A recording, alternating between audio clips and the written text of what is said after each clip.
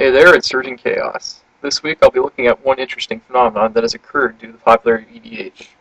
Well, I think we can agree that Magic has become much more expensive than it ever has been due to the increase in prices of chase cards in almost every format. EDH isn't immune to this either. Ever notice how many foils for cards have increased in price dramatically, especially for generals?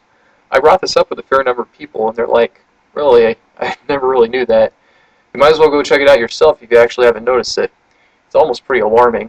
Star City Games is currently selling foiled Joyras for $40, foiled Captain Sisseys for $20, and foiled Zers for $20.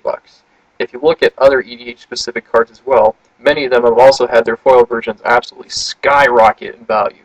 Foil High Market is $25, and Foil Tower of the Magistrate, which is a card that is even fully familiar with anyone, let alone sees play in most formats, goes for $15.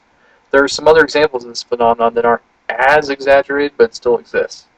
Pretty much for most generals, while their normal version goes for a few bucks at best, their foil versions fetch a ton more value by comparison.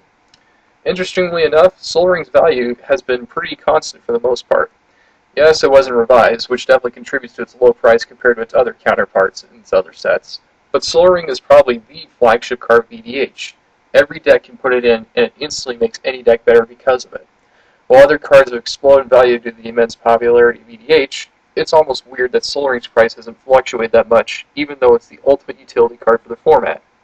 I can understand why Joyra and Zer foils are so expensive now, considering Future Sight and Cold Snap as sets, respectively, were underwhelming and weren't drafted that much. But Sol Ring has seen only 2 real print runs after revise that weren't exactly big print runs to begin with, so this kind of puzzles me. It's definitely the effect of EDH's popularity, especially in those that pimp their decks, as well as the overall increased player base in all of Magic as well. So while many players aren't too apparent of this given that they don't acquire foils unless they're pimping out their deck, it's still something that has caught my attention for a while, especially given how Magic has become much more expensive than it ever has been.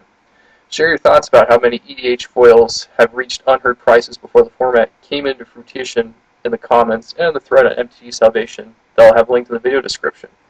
I'm cutting this episode a bit short compared to the Kokusho one last week, since I'm working on a bunch of other things this week, mainly studying for another round of midterms and pounding out an ecology paper. I'll see you guys next week.